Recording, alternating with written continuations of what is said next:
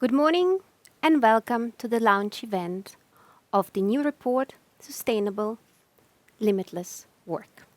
My name is Ines Podgajska. I'm Secretary General of the Association of Nordic Engineers, and in the next 1.5 hours, I will moderate the session. So we have entered a new age of working life, an age of limitless working life, where conservative structures and fixed working hours are fading out and giving space to more flexible and remote working arrangements. The arrangements that bring from one side new opportunities, but equally new challenges.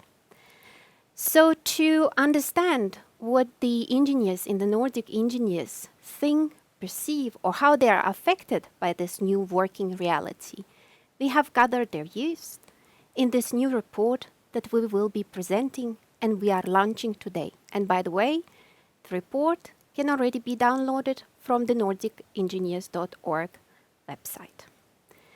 So in order to agree or maybe argue with our findings, we have invited a Nordic panel of experts, including Maral Babapur Shafi, who holds the PhD degree in human technology design from the Institute of Stress Medicine in Sweden.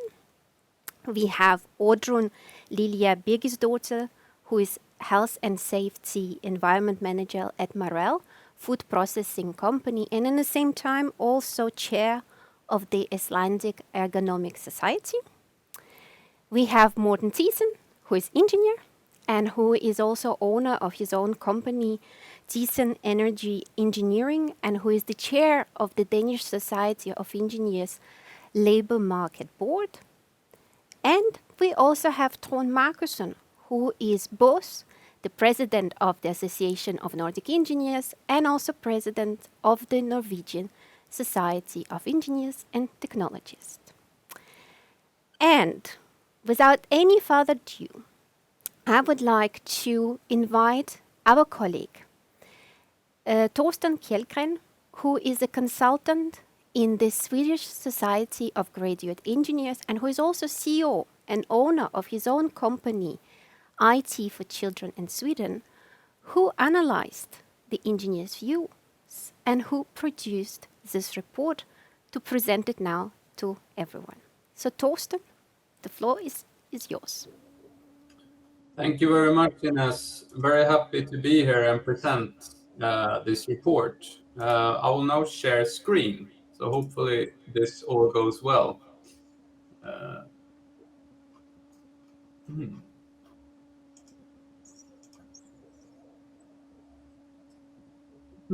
It does strange.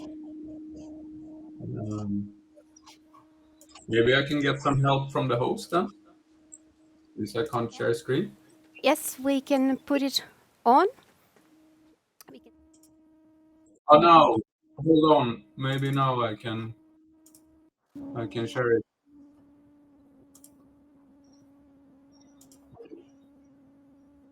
All right, very well. So, as Ines stated, I have written this report, Sustainable Limitless Work. So, as I will explain, it's a rather complex phenomenon. It's not easy to state whether the opportunities are greater than the challenges, but we will give it a try at least. As already stated, my name is Torsten Kjellgren, and I'm a policy analyst and consultant. So we start with the term limitless work. How can we understand it? What is it really? Well, we can start with saying that it's, as you say, removed limits of time and place. It's no longer the traditional setup that you go to work, you start work at 9 at your employer's premises, and you leave work at 5, and you leave all your work there at the employer's premises. You go home and you have free time. It's no longer like that. You can work from home, you can work while traveling, you can work somewhere else, and you can work in the nights, you can work in the weekends, pretty much whenever. This is, of course, driven by the digitalization that we've witnessed the last decades. It would simply not be possible without it.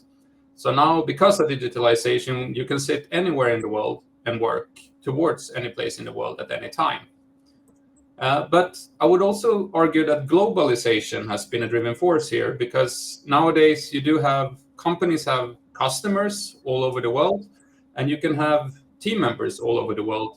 This is simply a consequence of the less importance of borders, although we've seen a turn on that during the COVID-19 pandemic, maybe. I would also like to mention the 24/7 society. This is simply a term stating that nowadays there is a greater customer demand of buying goods, services around the clock, anytime during the day, at anywhere in the world. And a lot of companies now have to kind of accommodate this demand. Limitless work offers a lot of opportunities. First of all, it sounds pretty tempting for employees, right? To work wherever you want, whenever you want. It sounds pretty nice to just work according to your own needs and your preferences. It can also offer more influence over the work process, simply because you can choose whenever and wherever the work will be carried out, and you will not be maybe as detailed managed throughout the process. Can also offer higher efficiency. If you're sitting, for instance, at home in your own room, you will not be disturbed by anyone, any noise, any colleagues, or anything like that. You will be able to focus on your work more and get more things done. And this is a heavy factor for those who argue for the greatness of limitless work, is simply improved work-life balance. Of course, you can skip, a lot of people can skip 1 hour commuting into work and 1 hour commuting back to work every day. That's 2 hours that you just free up. But it can also be for working parents. You can adjust your working time according to maybe dropping your kids at daycare or picking them up, and then working a few hours when the kids have fallen asleep, for instance. So it's easier to, well, it became dark. It's easier to combine simply working life and your personal responsibilities. Climate is also a factor, of course. If you commute to work every day in the morning, taking your car, for instance, in a traditional way of working, now, if you work from home, of course, that will mean that we're cutting some carbon emissions. Also, if you can skip business trips, for instance, flying to Brussels or another European capital just for one meeting. Instead, nowadays, maybe you can have the meeting like this on a digital platform. That will also cut carbon emissions. And gender equality is also a big issue here, and an opportunity. Simply because a lot of surveys that have been carried out have shown that women are more positive to limitless work than men. And this can be understood by the fact that women still have way more responsibilities at home, in a household, and also for family commitments. And it becomes easier to combine full-time paid work with this full-time unpaid work that women still do. But limitless work also puts some challenges in front of us. The first one is connectivity. This is a term stating that when you work limitlessly as an employee, you might be expected or demanded, even requested, to be online, to be accessible after regular working hours, meaning online on social media platforms, or maybe on other platforms, emails, phone, text, etc. So you're never completely off. This is, of course, a great challenge, because it can mean that you're actually working more hours a week. You can have shorter and less breaks and less time for recuperation, meaning that you don't have time to rest in the evenings, in the weekends, or even during your vacation, if you're expected to be accessible all the time. It also puts a great responsibility for setting boundaries on the individual employee's shoulder. So this means that it's up to the individual employee to kind of determine when is working time, when is resting time, when should I respond to this email? Should I do it now, although it's evening, or although it's a Sunday, or should I wait until regular working hours? This is a great responsibility that's put on the individual employee's shoulder. It also constitutes challenges for young employees, recently graduated employees, because they haven't had time to build routines. They haven't had time to establish experience in when to kind of set these boundaries and how to do it. It's also more difficult usually for them to say no to a manager. But we can also see this challenge for newly hired employees. It can be employees that have great experience and worked for a long time, but every workplace is different. And if you're new to workplace and you work from home, you don't get supervision, you don't get to know the work culture as well. So it can also be quite difficult.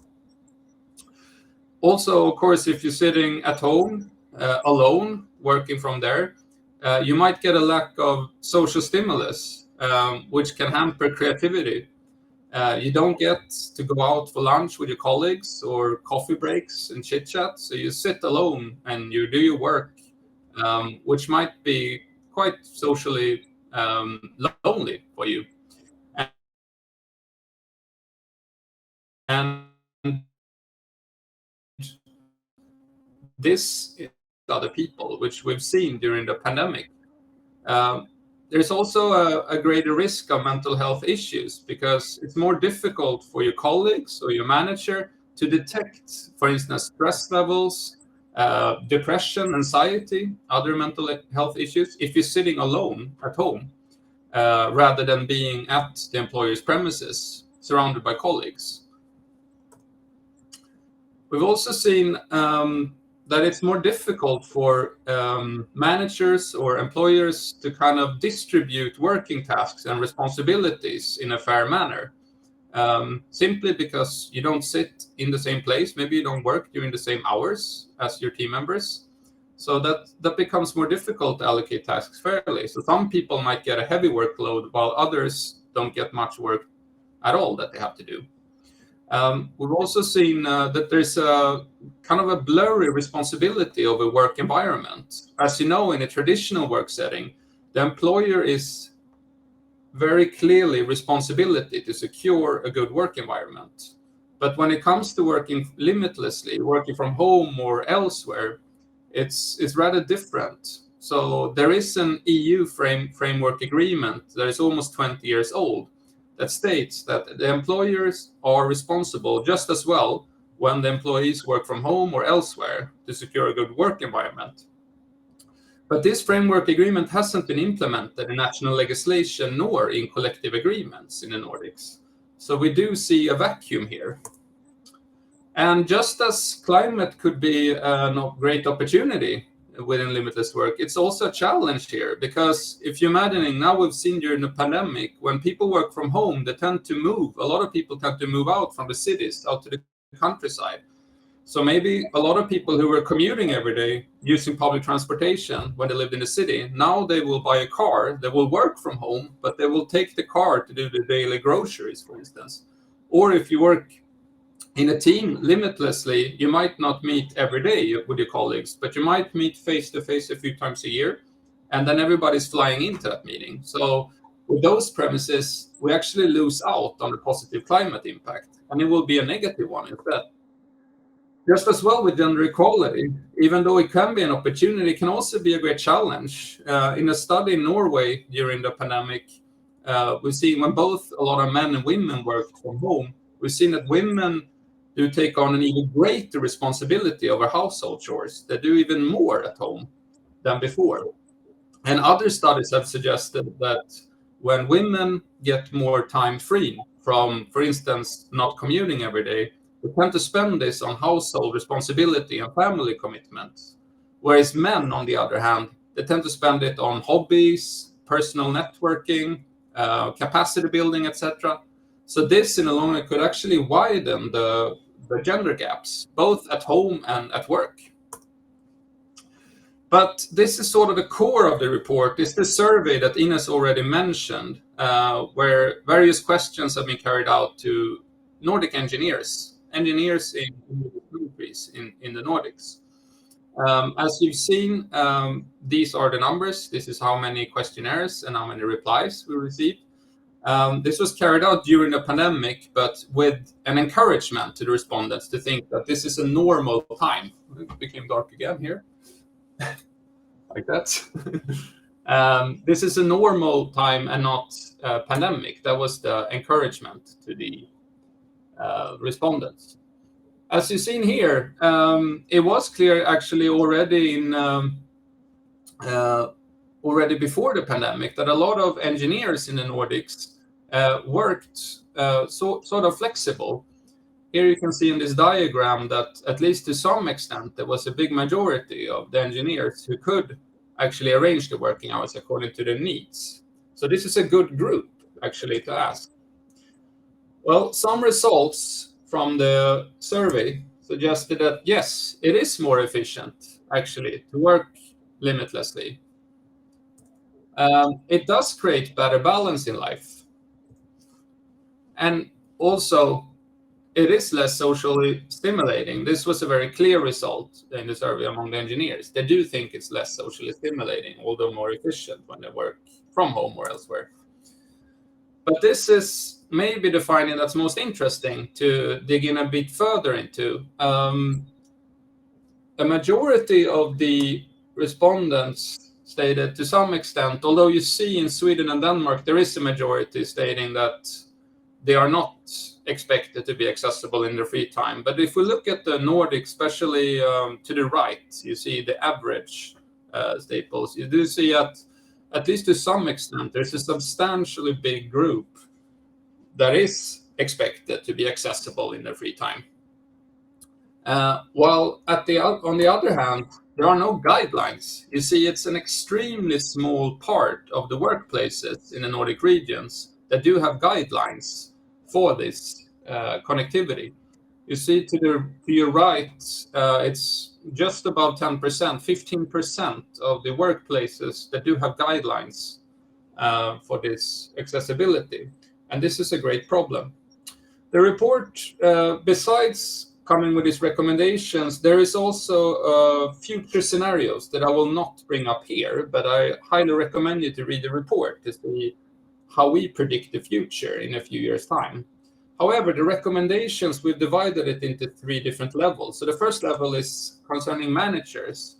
So when you're a manager in a limitless work context, you need to practice trust-based leadership. This means that you have to trust your employees that they will do the work. You will give them the tools, and they will deliver on time. You can't micromanage them. You can't steer their process detailedly. You need to trust that they will do the work on time if you give them the right tools for it. You also need to be flexible. You need to accommodate different needs, different preferences of employees.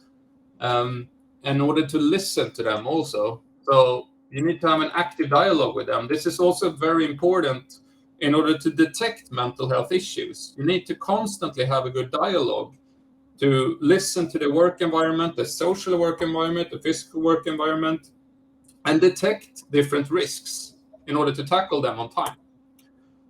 As for the recommendations to the employers, we do want them to practice this flexibility based on voluntariness. In a more simple way to put this, it means that some employees will still prefer to come into the workplace every day, work there from 9 to 5, and then leave work there, not bringing it home with them.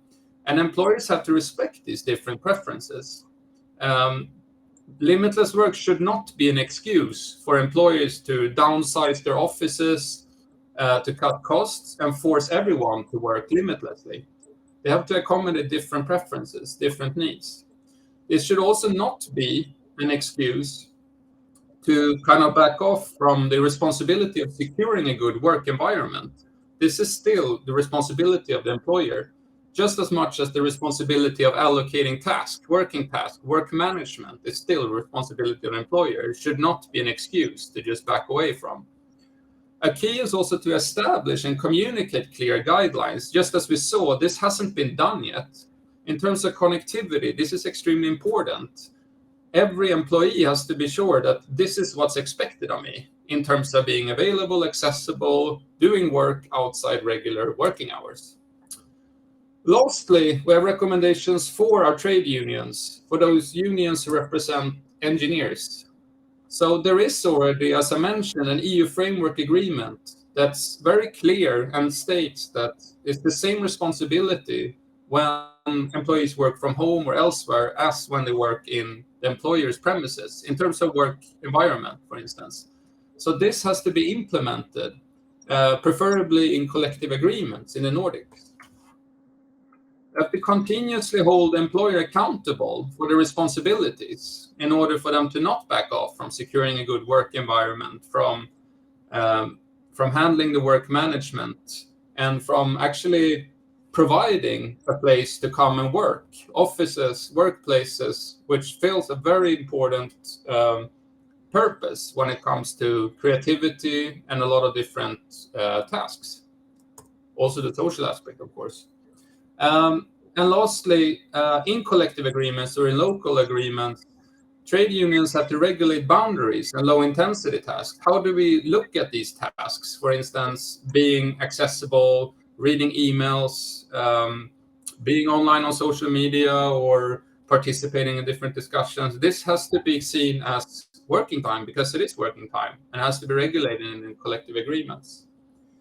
I stop there and thank you for your attention. I'm sure we will follow very interesting discussions following from this. Thank you, Torsten, for a very good presentation. And now I actually would like to ask our panelists if they do have any question to you after they heard your presentation. Maybe somebody would like to raise a question for clarification? Yeah, I have one. Yes, go ahead, more. Well, this is a snapshot generated by kind of an exterior force like the pandemic on our working environment. Now, to get the right answers also for the future development, we need to follow up on how this is done or how to which degree we fall back in the previous working positions and to which extent we actually get the benefits without all the downsides of working remotely. I hope there is plans to keep on asking our members regarding their view and experience on remote working. So my question is, are we willing to sacrifice the resources to keep this survey going? Torsten struggles with the light in his office, so Torsten, go ahead. Yeah, I don't think I'm the right person to respond to that question since I'm a consultant. So I've been contracted to do this report for the Swedish Association of Graduate Engineers. So I'm not sure I'm the right person. I can't really be a spokesperson for the association. Nope. But But the actually maybe Ines is a better person to respond if on the Nordic level, if there are more surveys that are planned. I think this has been the survey that we've planned for many years. There have been some delays, so we are happy now that the survey is here. Actually, what I know that not only at the Nordic level, but actually also at European level, it's kind of a survey that is the first one that exists, that we kind of jumped on the occasion and also used the crisis to talk to our engineers, to ask what they think. So I don't think that on a regional scale, I know the existence of another survey of that kind. And I do think, and if I really catched Morten's question, what do we gonna do and whether we should do something about this survey, so my question is that we really need to get together in a joint effort and really inform our stakeholders, meaning Association of Nordic Engineers is based on membership from the organization. So that now I hope that my member organization will inform their members about this survey, because I think the results are speaking for themselves, and I think that more stakeholders outside should get to know it. Did I catch, Morten, your question right? Exactly. Good. I Thanks. think the fact finding here gives us leverage to pursue the interest of our members in the future, and we should keep on doing that, Yes. presenting facts and making the proper statements on working environment. Yes. And we are actually working already on kind of reaching out to our partner organization, both at the Nordic region but also European, to make sure that we can come to their meetings and present these findings. So, but I do have one little question to Torsten, because you present many different opportunities and many different challenges. You've been really diving in this information that you received from the region, from the engineers. So my question to you is, if you have to pick up maybe the ones that struck you really or made an impact on you from these opportunities and challenges, so which one that you, from your perspective, would like to highlight now?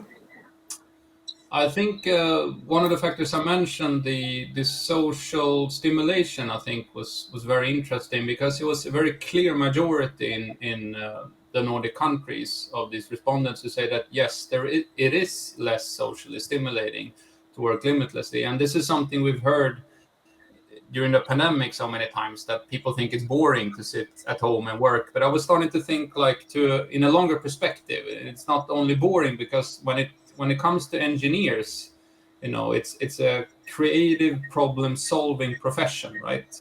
And if you're not socially stimulated and you're maybe also bored, this could have a great negative impact on your work performance as well when it comes to creativity, when it comes to innovation. So I think this is something that we should definitely continue to kind of study or to investigate. That if you work for a long time limitlessly, you do not meet your colleagues at all physically. That might hamper your creativity, your innovation, your ability to solve problems. So I think that's a very interesting challenge that we have to address. Okay. Thanks, Torsten, a lot. You will be staying here, and then, if needed, you can also jump in the discussion. So I think now we're moving very nicely to the panel discussion between our experts. And I would like to ask a series of questions to each of our experts. And to continue on what just Torsten said about how do we keep innovation if we're working from home? We do have different needs. And this is why I would like to ask Maral, because you are passionate for finding new ways to make the work and life fulfilling. So this is why my question for you is, what are the most important elements of designing limitless work? That's a very good and quite challenging question to answer, Ines. I think it is. It's a complex system, and there are many aspects that interrelate and are interdependent in this system.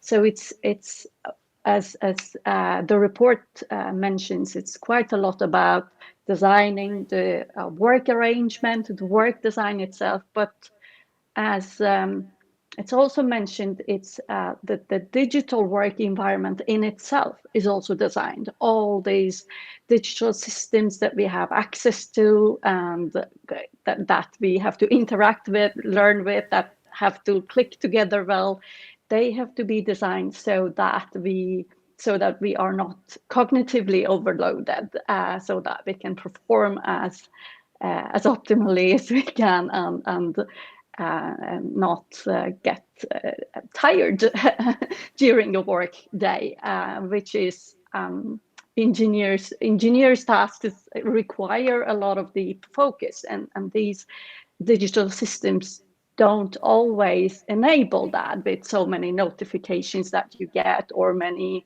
errors that take away focus from work. And in the same way, your physical work environment should allow and enable engineers to keep their deep focus, which is a trend that unfortunately haven't been working very well in a lot of developments in office environments is unfortunately towards the opposite direction, where we have office environments that are not enabling people to focus and thrive at work. I will stop put there. There's Yeah, it's actually very good, because then I would like to follow up on your statement, because you mentioned mental health, which is very important, and we know that engineers, without putting a stereotypes, we know that maybe they are not the ones. They are front runners in innovation, but maybe they are not front runners talking about their emotional or mind state. So I think it's very important aspect to follow up. But I would like to ask you a question also, because I know from your experience you are also working on activity-based flexible office. So could you just explain a little bit what it is, and is it something that engineers could be inspired from? activity-based flexible offices are types of office environments that are generally designed provide different kinds of environments in an office, quiet zones, active zones, and the premise is usually that engineers or workers don't have their own single desks assigned to them. Rather, they move around in a flexible way and choose based on their preference or tasks, which is a trend that I think is quite in line with this limitless working, because when these offices are implemented, there is a movement towards not sitting in the same place and not being connected in, like sitting together with your group, rather being more distributed within one office building. And now this limitless work and more remote work has even like increased the distance. Before, in those organizations that had activity-based working, the distance was within the office environment. And I think there are definitely sustainability gains, ecological gains in terms of carbon footprint when organizations implement this. And it could be a way to retain office environments, but there is also a challenge in the same way that the report lifts. The challenge is that when you have a flexible system, when you force everyone to flexibility, it doesn't fit everyone. So, it's a system where which does not necessarily fit everyone's preferences and needs, and that's important to lift here. Thanks, Mara. We will come back to you at a later stage. Now I would like to ask Lilia, because you do have a background in occupational health and safety. And I would like to ask you the following question. So, what concrete ways do you see limitless work can improve work-life balance for workers? And how does it really have an impact on our mental health?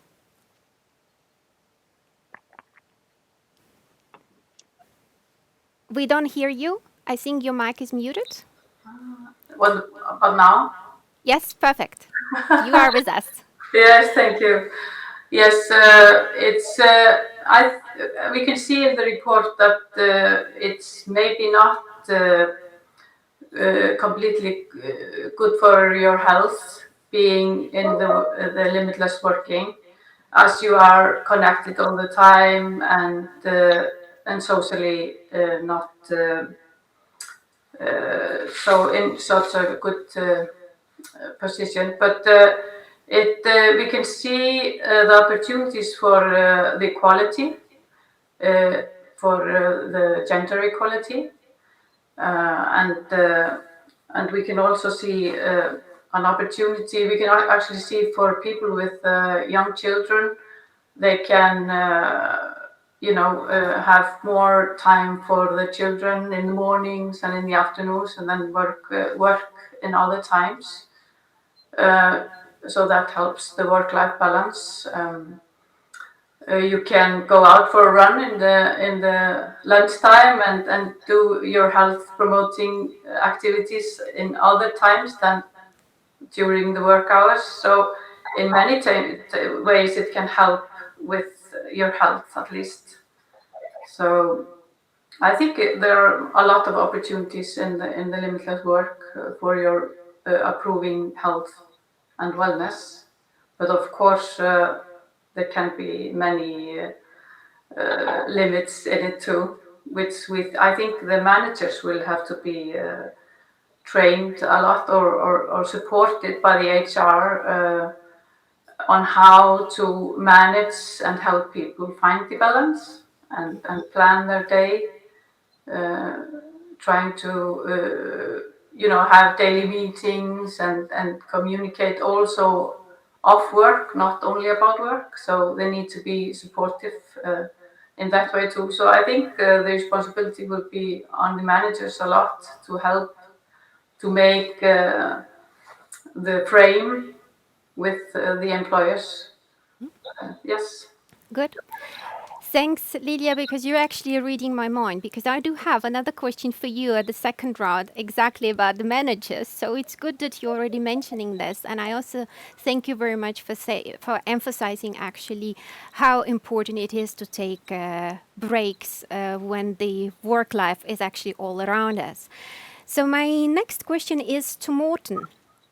Because the Society of the Danish Society of Engineers just published a new strategy where one core priority is one size fits none.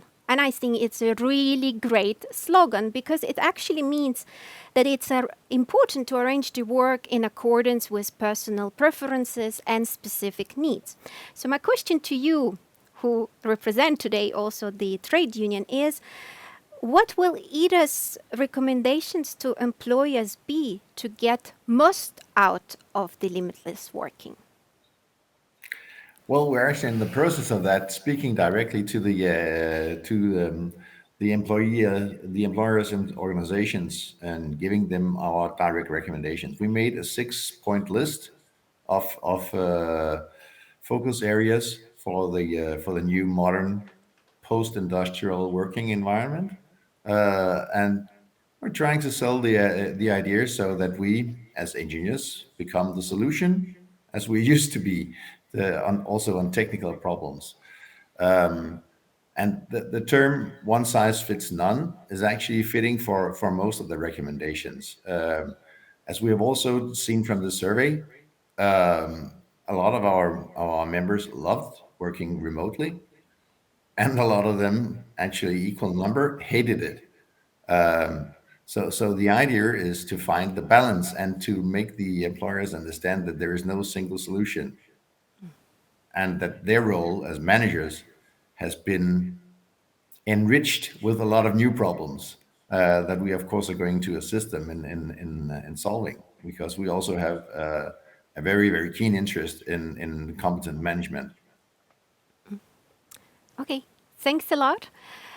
I can see that there is a lot of things we need to discuss about the managers, and I promise that we will touch this as well. So my second question is again to Maral, because you already mentioned about the climate change when you were actually describing the project you are working on.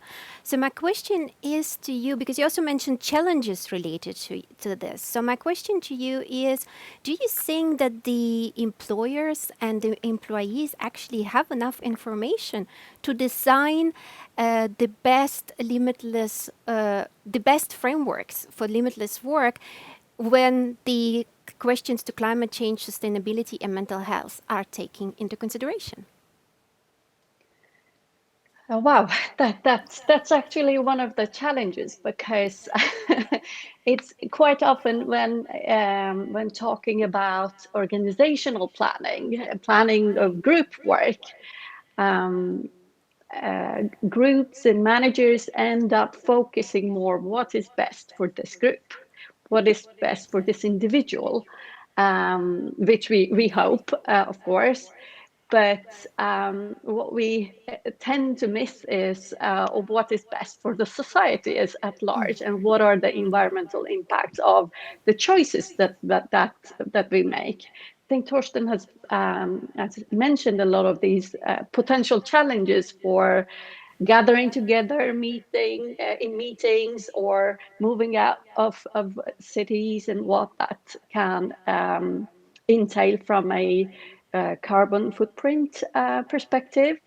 I think it is important that this becomes this just the carbon footprint aspect becomes one of the meeting agendas when employers and employees discuss these different policies, because it does have an impact, and it's not just about commuting impact, but also the facilities, the office environments. They take space, they take energy to heat up, and also all the office furniture and the technology that we use is also aspects that can be discussed. Do we need double as much chairs, one at home and one at offices? And is that a sustainable way to go? It could be more responsible from a work environment perspective, but from an ecological perspective, it does contribute to increased consumption. And I think there we need to find more creative solutions to address that and follow more circular ways of consuming instead of linear ways, which is something to discuss further. And here I can see that there will be again more work for engineers, because it's the engineers that at the end of the day will need to find out this new innovative solutions to decrease the impact on climate change. Morten, I have another question to you right now, because we looked at the report how it impacts different categories. So my question to you is, do you think that the limitless work will empower women or create a gender trap? And the second sub-question is, how do we support graduates who just enter the labor market, sorry. So one question is it a trap for gender equality? And the second one is, how do we support young people who are just entering the labor market? Well, the first question is going to be very open, because depends a little bit, as we are left more decisions over our combination of tasks at home. We also left with the responsibility for making the right choices.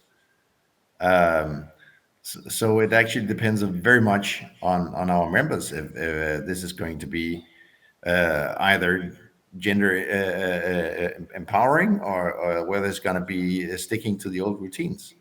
Our role as an association of members is not necessarily to say that you should live your lives like this or that, but you should at least be aware of the consequences of your choices. So even though that working from home enables you to do the laundry in the lunch break, we should not forget the discussion about who does the laundry. We can of course be contributing, but we're not managing our members' life. But definitely this subject needs some special attention. Otherwise, we can just continue the old ways that we may not be so interested in maintaining. Now, for the new employees, it's a tough thing, because what we saw from the surveys is that the youngest are actually the ones having more difficulties in coping with especially loneliness and loss of sense and direction in their work, because of their lack of experience and network. So our message to the employers here is that you have to do proper onboarding of all your new employees, whether they're newly employed or not, whether they're newly graduated or not. You need to have a program for that, and especially for the ones without experience, you cannot just leave them to work remotely. They need to have some kind of professional community that they can fit into, and take both the company culture in, and also learn some of the good routines that will make them more efficient as colleagues. So the idea that you can just cut half the chairs and make a lot of nice savings is definitely not something that we are supporting. We still think that each company should be able to have a chair for each of their employees, and they should never forget to be together, all of them, in regular intervals. Otherwise, we will see some mental issues and efficiency issues, especially with the new graduates. I think it's true what you're saying, Morten. It's also our responsibility now to take care of the young people and really help them, because if we create the future for the young generation, we also need to take the responsibility. How do we support them? So I think it's a very valid point to keep an eye on this category, particularly in the designing the frameworks for the limitless work. And now I have another question to Lilia. As I mentioned, it's all about managers. It's a subject that is actually quite close to my heart because I'm manager myself, and I know how the COVID-19 and limitless work puts extra responsibility also on my shoulders, bringing new demands that maybe nobody had to take care of before. So how do you think we should support managers on taking on these new responsibilities? I think we need to have a very clear policy on what to do. We have a choice? Can we choose to be at work all the time, or do we choose to be two days a week at home or completely home working? And it needs to be a very clear policy on what it means. We need to do that, take that conversation around connectivity and how am I expected to read my mails all the time, or can I turn off?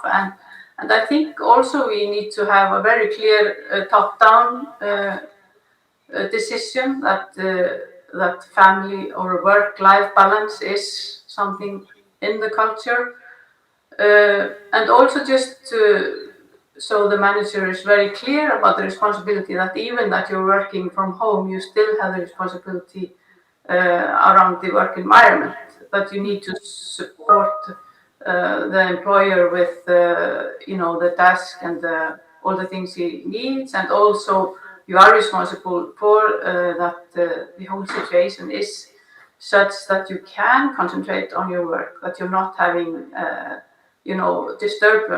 disruption all the time. So all those things need to be very clear what we mean by giving people the choice where they want to work and how and when.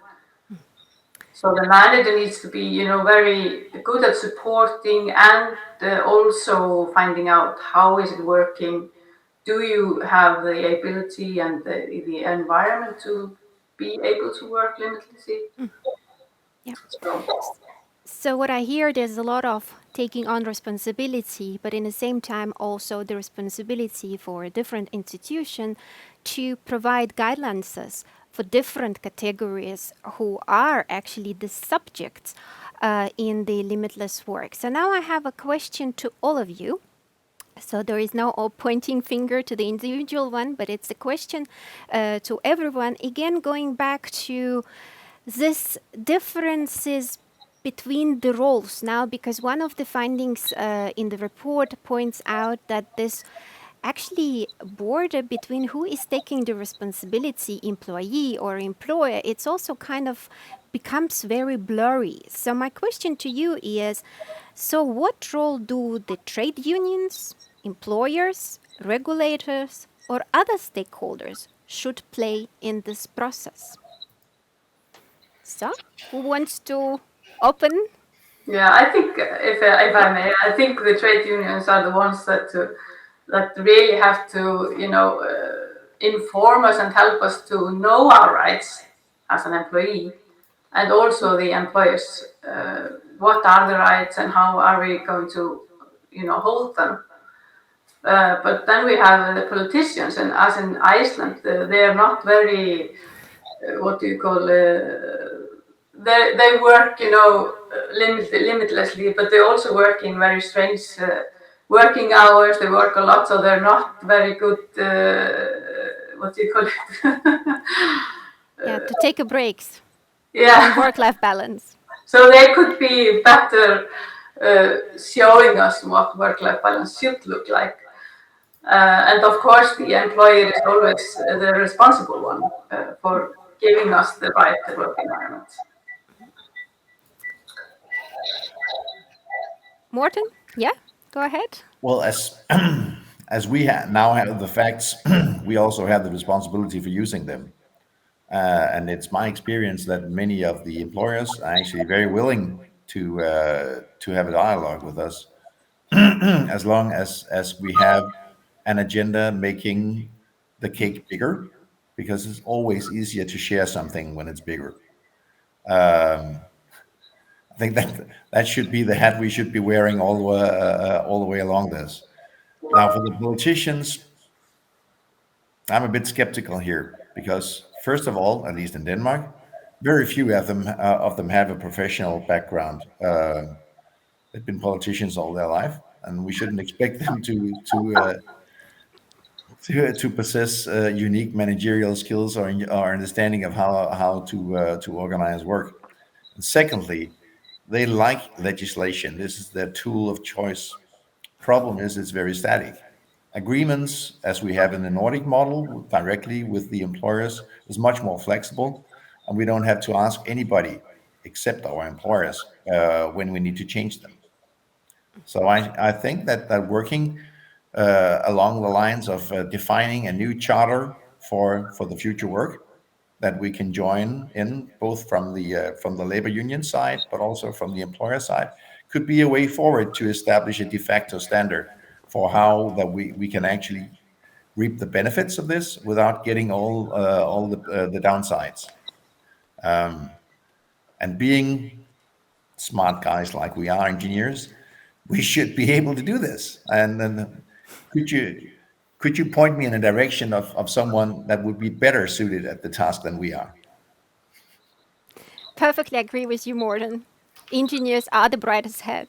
They just need to believe in it sometimes and go more upfront with the good messages. Maral, what is your comment on this? Yeah, may I be a bit challenging?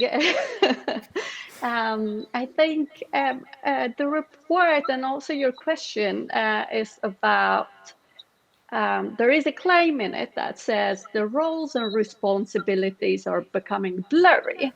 And I want to challenge that because from a authoritative work environment legislation perspective, the employers will have continued responsibility for the work environment. So are the trade unions and the employees as the labor. I think it is the difference, or what I see is that all of these stakeholders are hiking on uncharted territory now, and they are all responsible to learn and make informed decisions and innovations. So I kind of want to challenge the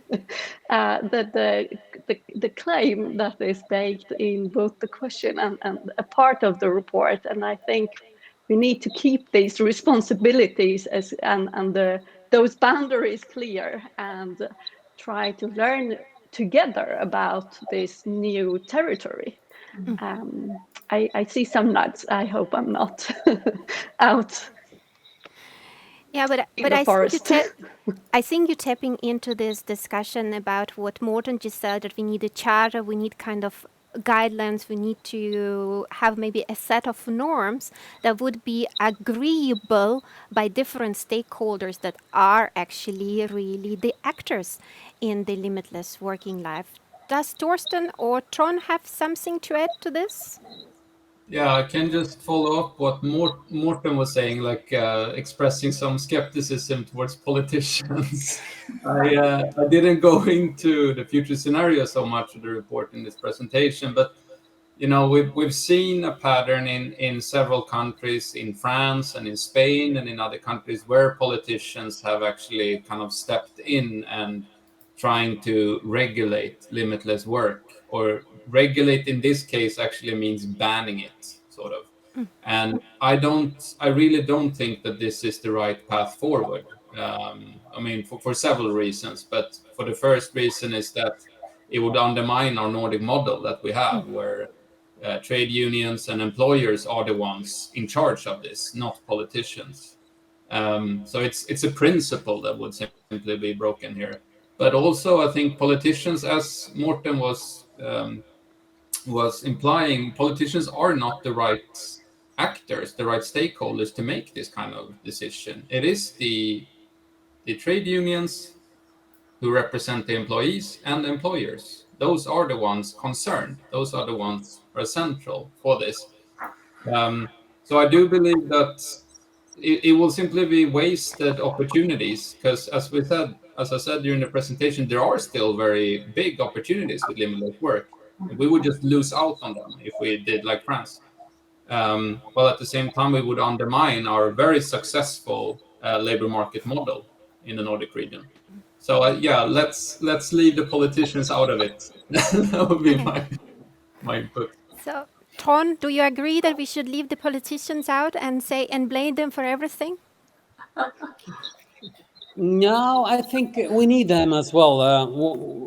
What this process we've been through this last 1.5, 2 years, where we really tried out full scale limitless work, have at least shown us in Norway that we want some regulations. We can see that it's a bit difficult because this is happening so fast that so if we should do the regulations according to or in parallel with the process, it will stay behind. It won't be as good as we want to. So, but we do want some laws, some regulations saying that we need a limitless work. But like Torsten or Morten was it said that we still want a chair for each employee. So we want to have a combination, but we're not willing to give the employer the right to control everything. So we need some legislation here, I think. But how detailed? No, maybe not too detailed. But the nice thing we do have within the Nordic countries is the three-party cooperation, and we really have to work with that because that is the solution. But we need the politicians as well, maybe not as role models. Yeah. No, Very. can I say one more thing? Because Yes. we do have a regulation around risk assessment of our work environment.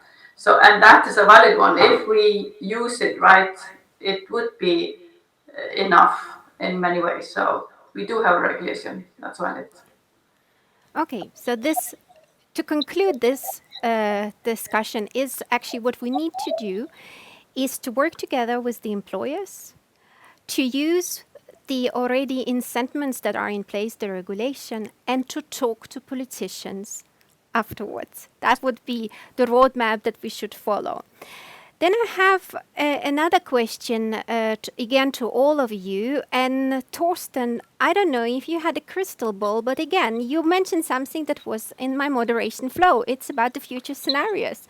And because I think it's very important, I would like to hear your opinion. We do have 3 different future scenarios in the end of the report, but I would like to hear your opinion. Where do you think we are heading? Which scenario probably will be the one that will prevail? So, I think it's a difficult question to answer, and I think it depends where you look, actually geographically in this case, because it's quite clear, as I mentioned, that France and Spain and many other countries, also Latin American countries and Asian countries, have already kind of undergone this path of kind of banning limitless work politically. Darkness again. the light went off.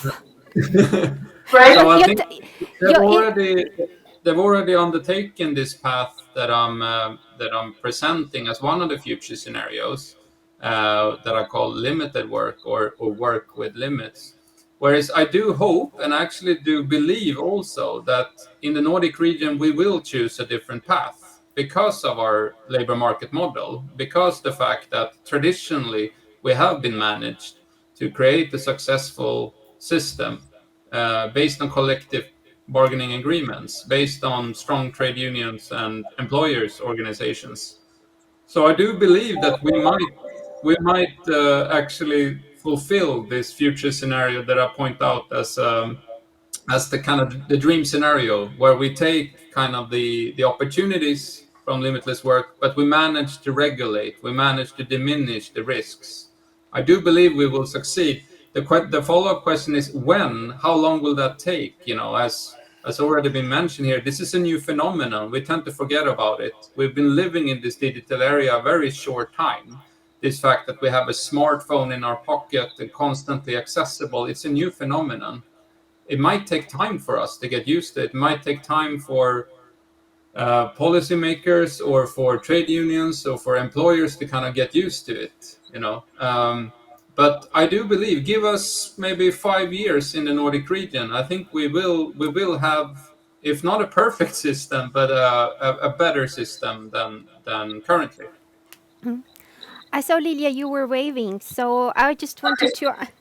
So I just wanted to ask: do you agree with what Torsten just presented, saying that in 5 years we will probably have a regulated, limitless working life with different scenarios in the Nordic region, or do you have another view on this? No, I'm quite sure that we will go into the flexible trust working environment. We actually, like in Marel, which is a global company with over 7,000 employees, we already started this and have implemented a policy, and people can choose between different kind of work. And so I think many companies have already started the journey, and then we just have to, finance it on the way. So I think absolutely we are going that way.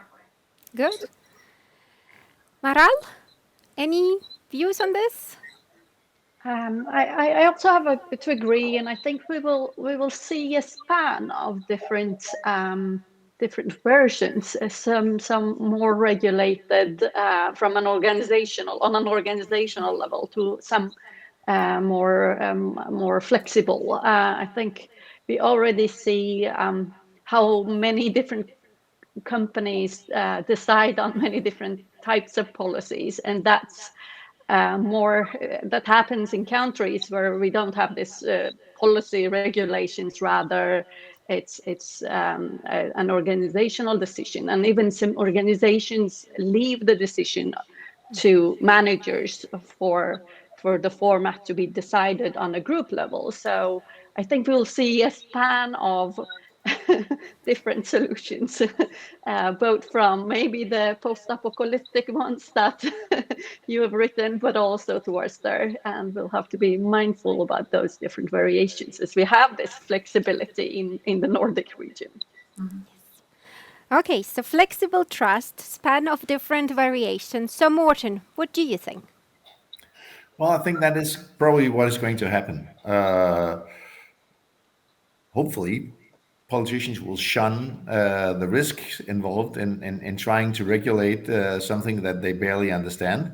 And as long as we, together with the employers, have good and viable solutions that doesn't involve costs for the government, I think we can have it the way we want it. Actually, also in a stable way that where we have an understanding with the employers how especially the management side has to evolve to make this happen in a way where that will not overburden them and will also allow us to have an improved quality of work.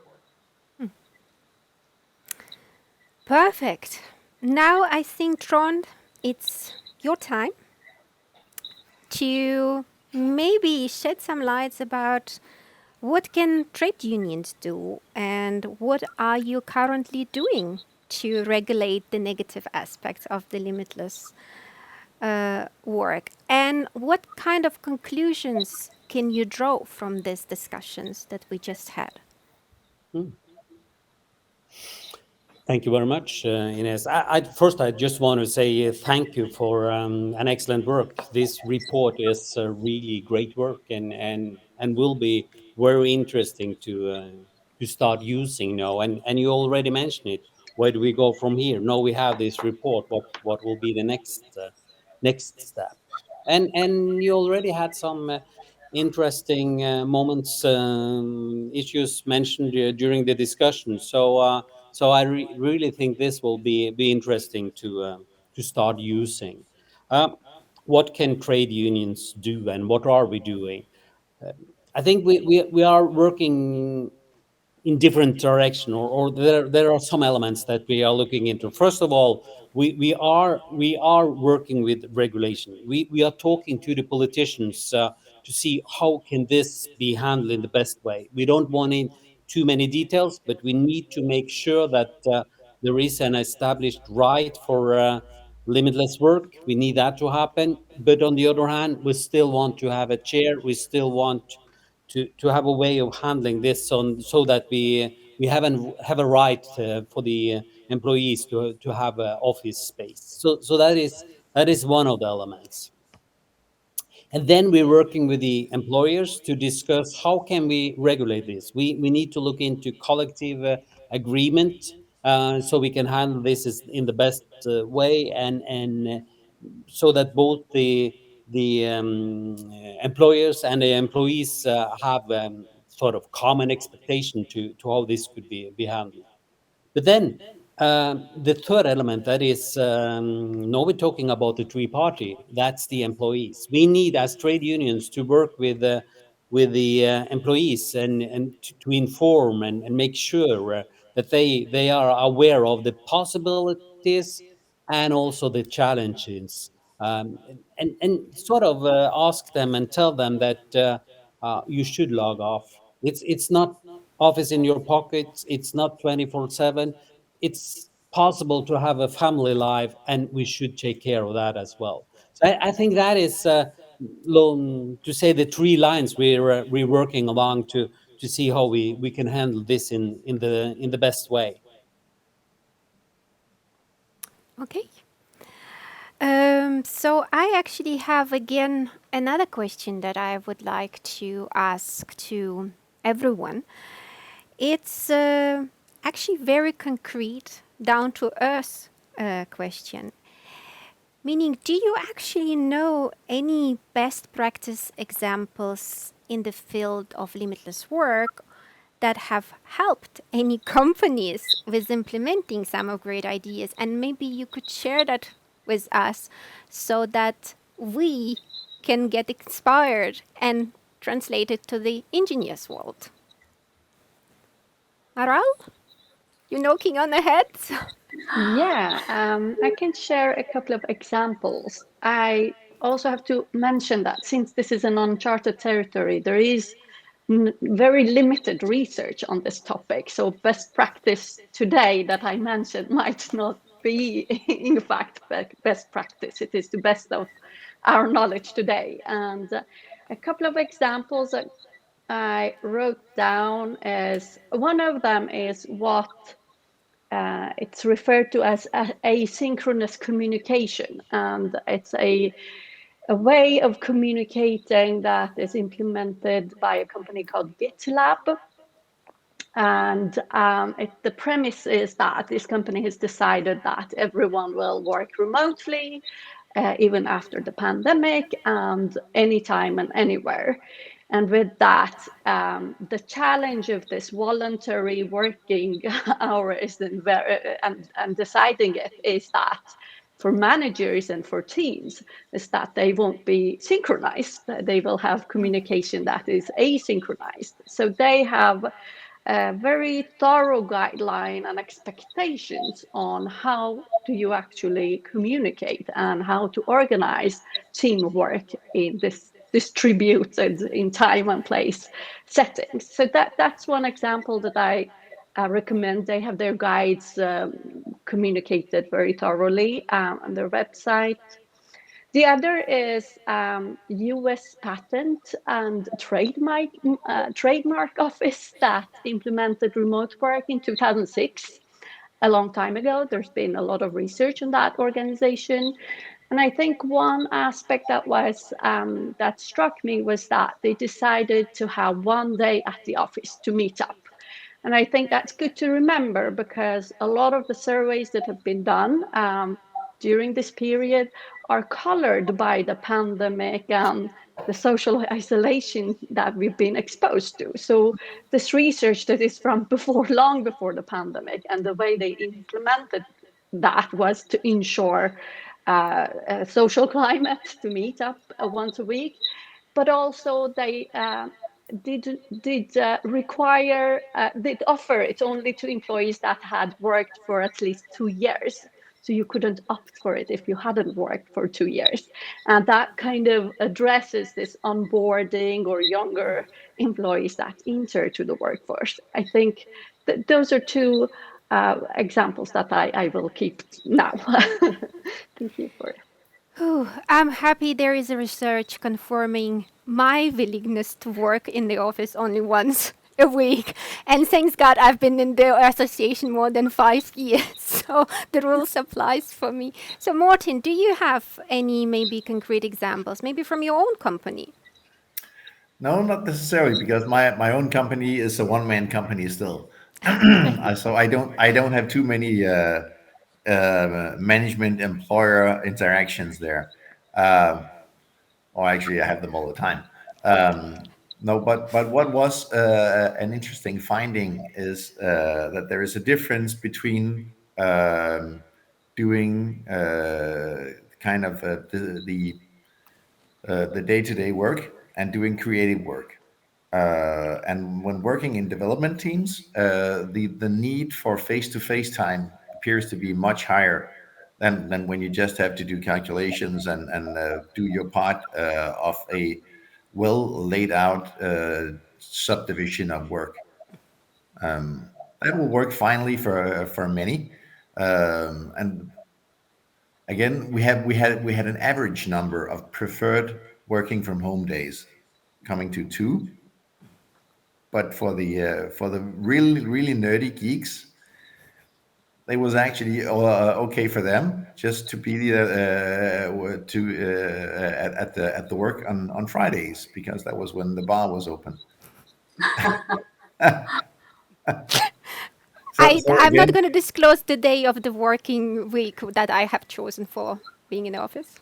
yeah, but it only actually underlines that one size fits absolutely none, and then you should be able also to recognize that even with the same employee, given different tasks, he may not have the same preferences.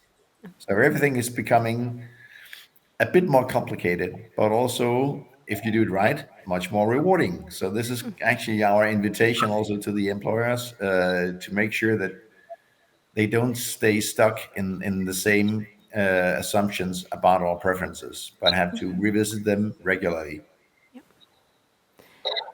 Lilia, do you Yes. have anything to share? In Marel, we already have implemented a flex work policy, where the employee can choose between 4 different ways of working at the office all the time. Working flexible, which means that you can once in a while stay at home working, and then you can choose 2 days or more working at home, and then you get all you need, for the office work environment to your home. But you still can come to a flexible workstation with your team at the office, and then you can choose to work completely from home, but you will still be able to use the flexible workstation if you need to. So it's not maybe completely voluntary, because you have to, of course, sit down with your team and your manager and find out if it fits the team and the task that we are working on. So it can be changed, and you do a contract for 1 year and then it's evaluated again.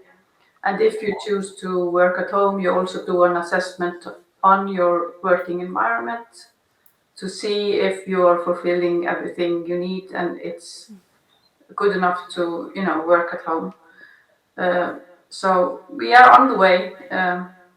And the policy also comes into connectivity, working hour, or task related contracts. So I think Marel is getting there. But of course, we need to evaluate all the time if it's working, and this is on a global level. So, Good. How does it work in NITO, Tron? Yeah, that's a good question because we're testing out what we want to do. Sure, we will always have the flexibility. If you're writing a report or reading documents, you can ask, say that I stay home this day today and do the reading and writing. But we will increase the flexibility. So we will open up to the employees to be more flexible, to do more work from home if that's what they want to. But we have not concluded how we will do that, how frequently you need to be in office, and how flexible you can be. We have to test it out because different jobs, different people, different rules. So what we need to do is to find some time that you should be available for digital meetings. Sometimes that you should be in office to socialize with the others. So we're testing it out, and then we'll see what do the employees want to do. How can we best manage this that suits the most of the employees? Torsten, something from your side about different scenarios, different ideas?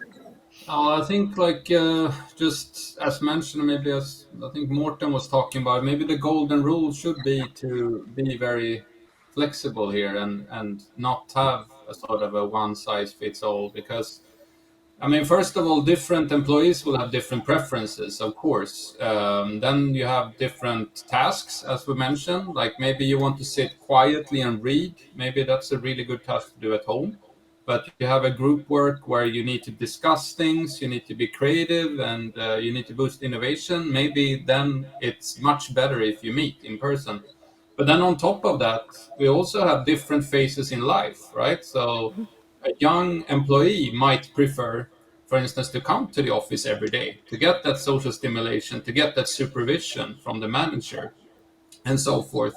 But 10 years later, or 8 years later, or 5 years later, this employee becomes a parent and life changes radically, and the needs and preferences change for this employee. This employee values maybe higher to get this extra hour in the morning, or to be able to pick up or drop the kid at daycare, and so forth. So it's also not only that individual employees have different preferences, but it's also different phases of life when different setups, different arrangements are better than others. That's why employers have to be flexible, just as employees are expected to be flexible. There has to be a workplace to come into always when you want that, when you need that. And that need, that preference can change. Okay. Perfect. Nice words a lot. Nice words and a lot of flexibility that is actually required and comes across all of your statements. So before we close today, I would like to ask you all again, what would be your one takeaway message for the ones who are listening to this debate, but also to us who then have to work with this in the future? So I will start with Lilia. So what would you say to us? Be open. I think what I take from this is we have to be flexible and open for opportunities that this will bring us, and trust each other, but make good frames for us to work after at the same time. Because I think the experience has been that even though you are working from home, you can be actually very globally active through the digitalization. So be flexible and open for opportunities, but take care of the frames are helping. Thank you. Be open, take care of the frames. Morten, what is your takeaway message? I would say to to be fast and make it happen before others make decisions on how our work should be arranged. Given our unique Nordic model, we actually have the opportunity for being trendsetters, and we should use that to the biggest extent possible. So not necessarily to sit down for years to refine the perfect culture charter, but to go out now and establish together with the employers that we are going to fix this problem. Good. So using the Nordic stronghold in the good cooperation, we should not sit on our chairs, but we should go out and do something proactively about this. So, Maral, what is your takeaway message? I anchor to what Morten just said. I think it's important to really take advantage of participation and influence that you as employees, trade unions as a bridge between employees and employers have, and make sure this influence and participation provides the ability to create the user-centered design of work and workplaces, and that is important to harvest. I want to. Good. So using bridges wisely to create new frameworks and the user participation. Tron, what is your takeaway message? I like what you've said already about the tripartite and the possibilities got there. Adding trust as a part of this and saying that this honor report is a big step forward, and we can use it to create the future. Good. So we will use the annual report to create a future. This is very uplifting. Torsten, 10 seconds. Your takeaway message. All right. Capture the opportunities, but be aware of the challenges, I think. Okay. Capture the opportunities, be aware of the challenges. Wow, this is a great note to finish our debate today.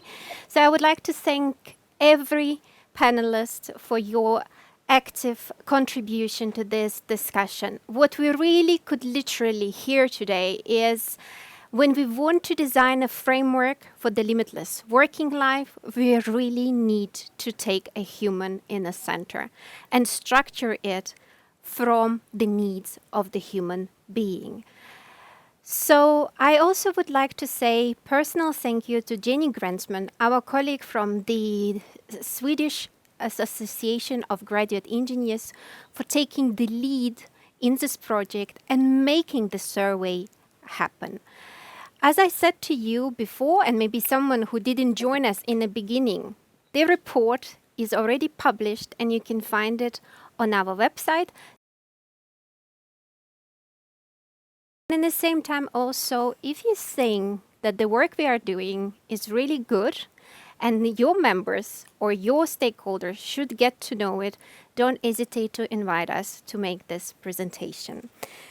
So without any more things, I don't have anything on my list. So I would like to say thank you very much for everybody who joined in to listen to this discussion. I would like to say goodbye for now, and remember to take a break.